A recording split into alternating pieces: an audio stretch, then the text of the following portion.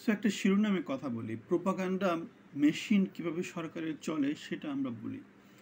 Normally প্রোপাগান্ডাগুলো কোথায় চলে? যে সমস্ত সমাজগুলো হচ্ছে অদক্ষ, অনুন্নত, মধ্যযুগীয়, বর্বর, সভ্যতা বলে কোনো কিছু নাই, বাংলাদেশের মতো তৃতীয় বিশ্বের অনুন্নত দেশগুলোতে এগুলো চলে।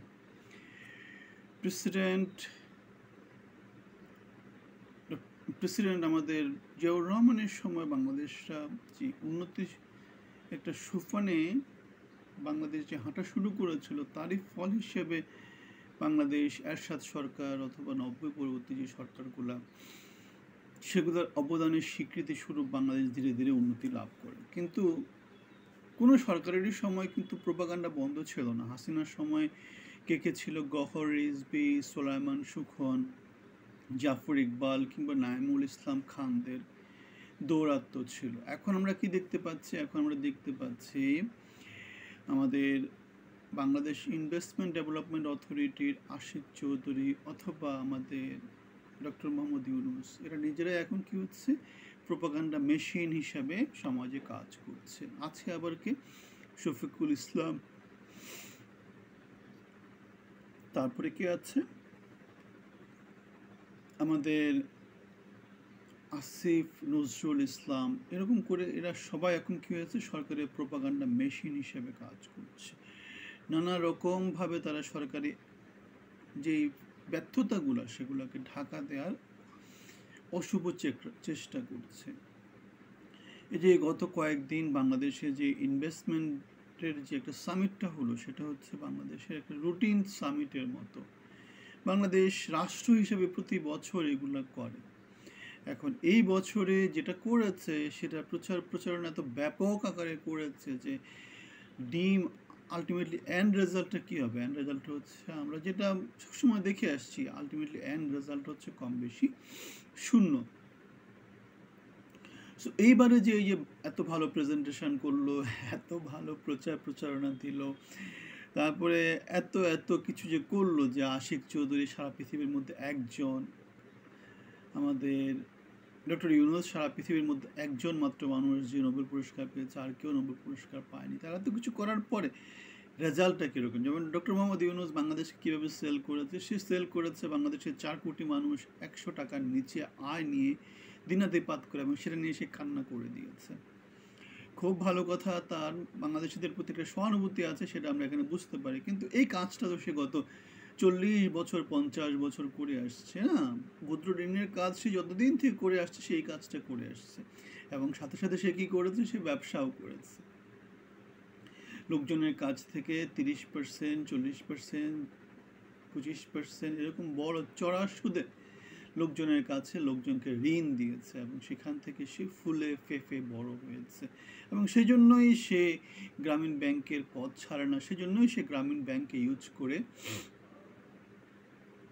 শত শত প্রতিষ্ঠান তৈরি করেছে, এবং সবগুলা শীর্ষ পদে সে বসে আছে।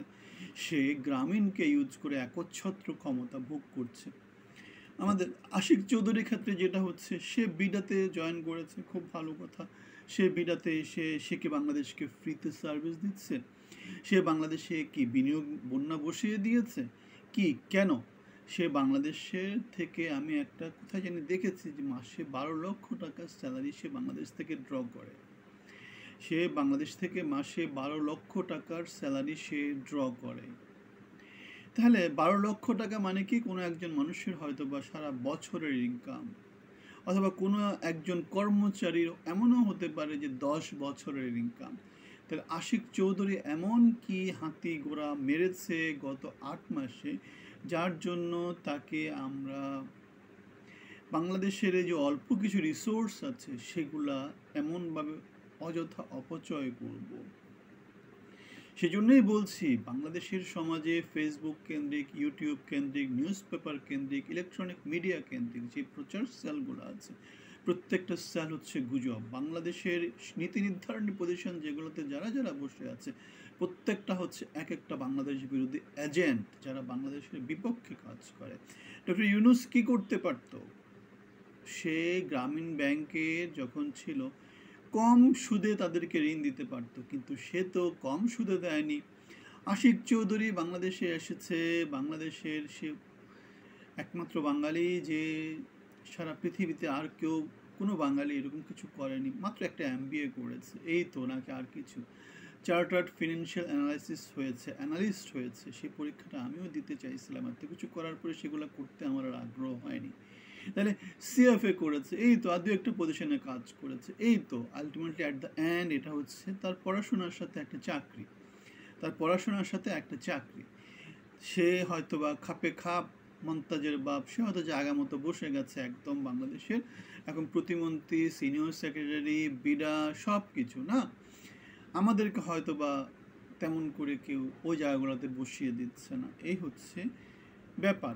সো সব সরকারেই আসলে অক্সফোর্ড স্কলার, গহর রিজভি লাগে, মোটিভেশনাল স্পিকার সোলামান সুখন লাগে, সব ছেড়ে আসে জাফর ইকবাল লাগে, কিংবা এমিরেটাস সম্পাদক নামুল ইসলাম খানদেরকে লাগে। কারণ যখন আপনি সত্যিকার কাজ না করবেন, তখন এরাই হচ্ছে আপনার প্রোপাগান্ডা মেশিন, এরাই হচ্ছে গিয়ে আপনার সেলিং ইনস্ট্রুমেন্ট। এদেরকে আপনি সেল করে লোকজনের নজর আপনি উন্নয়নের কার্যক্রম, ভাত, চাল এবং তেলের স্বাধীনতার যে জিনিসটা, সেগুলো থেকে নজরকে দূরে রাখবেন। এবং সেটাই আমরা দেখতে পাই বাংলাদেশের সমাজে গত 8 মাসে।